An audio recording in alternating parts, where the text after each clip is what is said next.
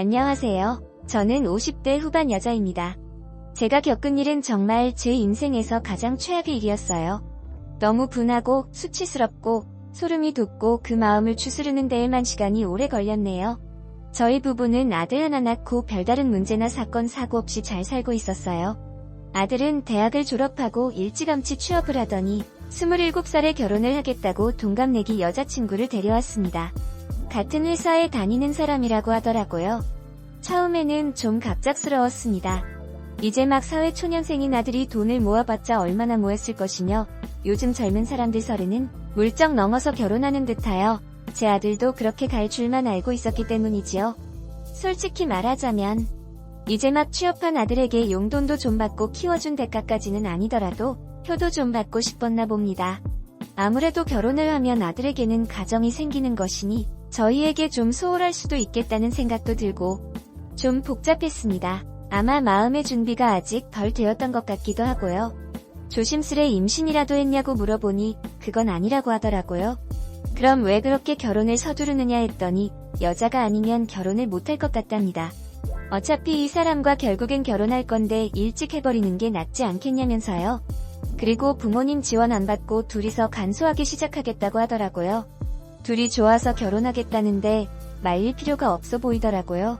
제 눈에는 한없이 어려 보이는 두 사람이 새 가정을 꾸리겠다는 게 영 걱정되긴 했지만요. 어쨌든 아들이 알아서 잘하겠거니 생각했어요. 상견례를 하고 예식 날짜를 잡으니 점점 실감이 나더라고요. 우리 아들이 결혼을 하는구나 하면서요. 상견례 분위기도 굉장히 좋았어요. 서로 조심스럽게 말하고 되도록 말을 아끼면서 분위기가 흘러간 것 같아요. 워낙 상견례 때 결혼을 취소하게 된다는 말을 많이 들어서 더욱 조심했던 것 같아요. 남편도 워낙 점잖은 편이라 묵묵하게 이야기를 들어주었습니다. 예비 며느리는 참 누가 봐도 예쁜 아이였어요. 생글생글 웃으면서 말도 조리 있게 잘하고 누가 봐도 손색이 없겠더라고요. 우리 가족은 모두 며느리를 좋아했어요. 묵묵하게 이야기를 들어주었습니다.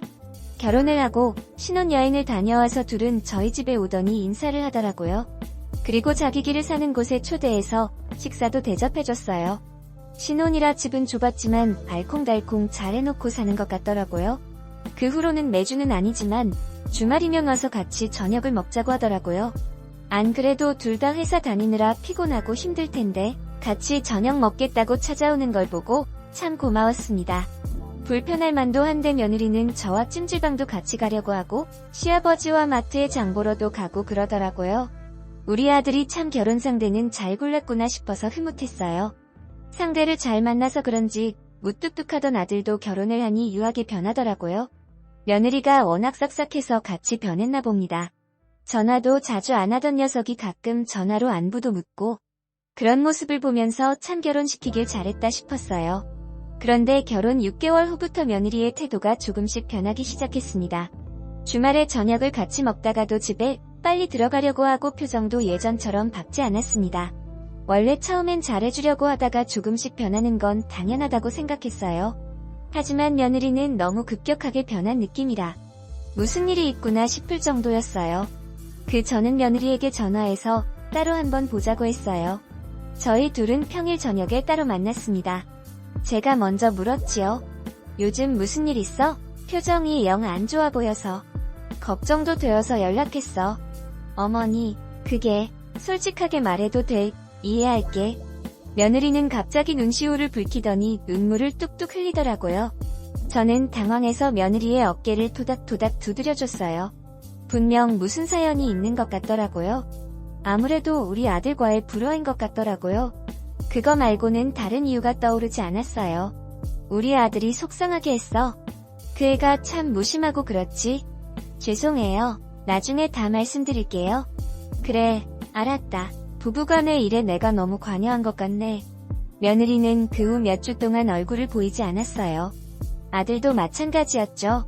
저는 슬슬 조마조마해졌어요. 둘이 이혼이라도 하려고 그러면 어쩌나 싶어서요. 차라리 제가 나서서 화해를 시킬까 어쩔까 고민도 많이 했습니다. 그럴 때마다 남편은 우리 둘이 잘 살면 된다. 괜히 아들 부부 인생에 감나라 배나라 하지 말라고 타이르더라고요. 그 말도 맞죠. 우리는 우리 노후만 신경 쓰면 되니까요. 그래도 마음 한편으로는 아들 부부에 대해 신경을 쓰고 있었습니다. 그때는 몰랐어요. 제가 했던 고민들이 다 부질없는 짓이었다는 것을요. 저는 더 큰 재앙이 저에게 떨어질 줄은 꿈에도 모르고 있었습니다. 어느 날 밤, 저와 남편은 잠을 자고 있었어요. 그런데 쿵쿵쿵 소리가 들리더라고요. 그리고 벨소리가 들리는데 다급해 보이는 소리에 저는 번쩍 눈을 떴습니다. 현관문 쪽으로 가보니 현관 앞에 어떤 여자가 서 있더라고요. 현관 카메라에 비춰진 그 얼굴이 험수고 뭔가 낯이 익었습니다. 누구세요? 별하수구를 고압 세척저 서정희 엄마입니다. 서정희라면 제 며느리 이름입니다. 그러니까 사돈이 저희 집에 찾아온 것이죠. 저는 문을 열어주며 무슨 일이냐고 물었죠. 그런데 다짜고짜 제 남편을 찾더라고요. 그 인간 어딨어요? 그 인간이라뇨? 말이 너무 심한 거 아니에요? 그런 사람을 남편으로 둔 당신도 불쌍하네요. 뭐라고요? 사돈은 다짜고짜 집으로 들어오더라고요. 말려도 소용이 없었어요. 그리고 그 뒤에는 제 아들과 며느리가 서 있더라고요. 저는 이게 무슨 상황인가 싶어서 아들에게 물었어요. 무슨 일이야 이게? 아들은 아무 말도 해주지 않더라고요. 저는 답답했습니다. 저만 모르는 무언가가 있는 것 같았거든요. 저는 사돈이 가는 곳에 따라 붙었습니다. 안방에서 사돈과 남편이 마주서서 목소리를 높이고 있더라고요. 남의 귀한 딸한테 그렇게 추근덕대면 좋습니까? 나 참 추잡스러워서. 그게 무슨 소리입니까? 추근덕이라니요. 그것도 한밤중에 찾아와서 이게 웬 행패입니까? 끝까지 잡아떼시겠다. 증거 없이 여기 무작정 온 줄 알아요? 사돈은 핸드폰을 켜서 안에 있는 것들을 남편에게 보여주더라고요. 저는 옆에서 그것들을 같이 보았습니다.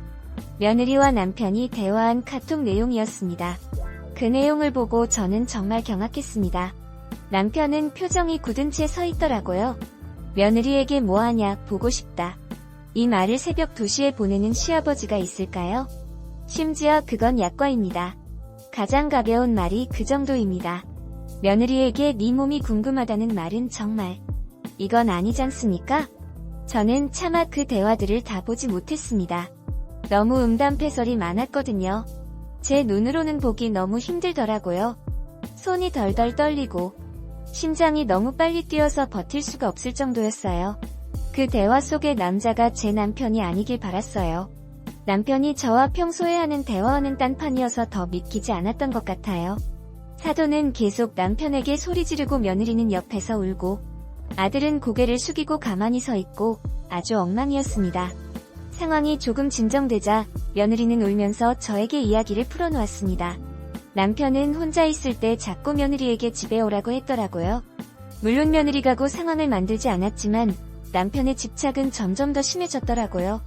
마트에서 둘이 장을 볼 때 대놓고 달라붙었답니다. 그리고 밥 먹을 때마다 발로 며느리의 다리를 건드리고 반응이 없으면 혼자 재밌어서 또 그러고 심지어는 새벽에 본인 사진도 보냈다고 합니다.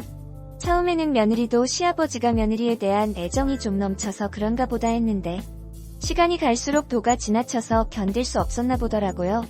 정신적으로 너무 스트레스를 받아 병원까지 가서 약 처방을 받기까지 했다고 하더라고요.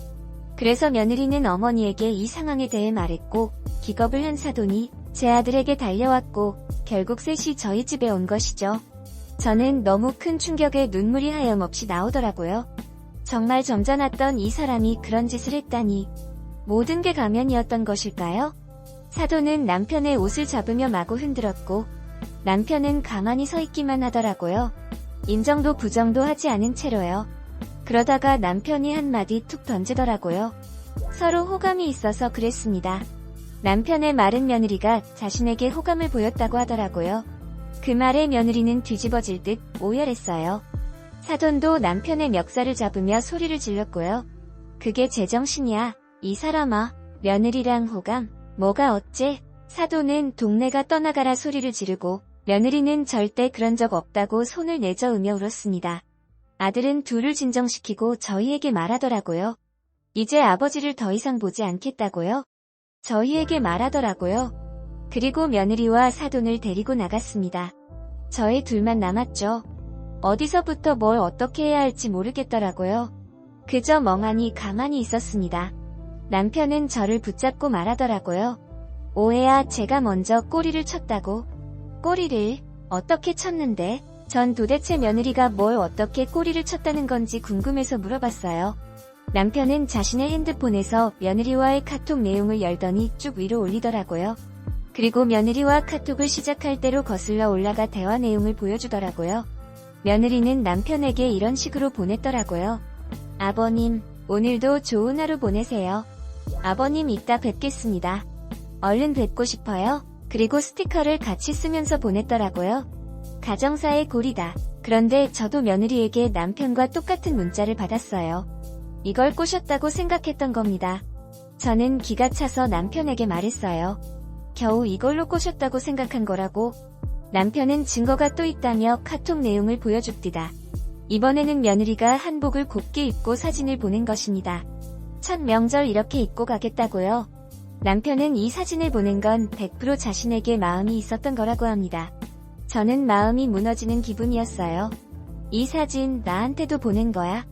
아마 남편한테도 보내고 친구들한테도 다 보낸 거겠지. 이 정신 나간 인간아. 남편의 착각은 생각보다 심각하더라고요. 저는 치가 떨렸습니다. 며느리가 시아버지에게 잘 보이겠다고 한 행동들이 결국엔 시아버지를 꼬신 게 되었으니까요. 사람이 이렇게도 받아들일 수 있구나 싶다가도 아무리 며느리가 그런 사진을 보내고 작정하고 뭘 한다 해도 그래도 아들의 아내이고 며느리인데 그런 걸 좋다고 받아들이는 남편의 태도도 소름이 쳤습니다. 이게 인간이 맞나 싶었지요. 저는 무너지는 기분으로 남편의 가슴팍을 쳤습니다. 야, 이 못돼 처먹은 인간아. 당신이 애비 맞아? 아들이 행복하게 살길 바라는 게 그렇게 힘들어. 그래서 아들 여자를 넘봐? 당신은 이미 그런 마음 먹었다는 것 자체가 천벌받을 짓을 한 거야. 황혼 이혼 제1이 될 줄은 몰랐습니다. 여태껏 이혼이란 그저 같이 살다가 점점 정이 떨어지고 더 이상 마음이 남아있지 않을 때 하는 것이라고 여겼어요. 하지만 저에게 이혼은 그저 청천벽력같이 교통사고같이 한꺼번에 모든 게 휩쓸고 지나가는 느낌이네요. 가만히 있다가 사고를 당한 기분이 이런 걸까요? 저는 남편과 갈라서기로 했습니다. 남편은 아직도 뭐 이런 일 가지고 갈라서냐 뭐냐 시비를 거네요. 하지만 제 기준에서 이번 일은 바람피고 다른 여자와 관계를 맺는 것보다 더 잔인했던 짓이라고 생각해요. 그래서 제 결정에 흔들림이 없을 겁니다. 혼자 사는 게 익숙지는 않겠지만 제가 살만한 아담한 곳으로 이사를 가서 작은 텃밭 가꾸면서 이웃이랑 재밌게 살까 생각 중입니다. 새로운 일이 있으면 또 하기도 하고요. 다양한 삶이 있잖아요. 저는 제게 주어진 삶에 집중하려고 해요. 안녕하세요. 저는 50대 후반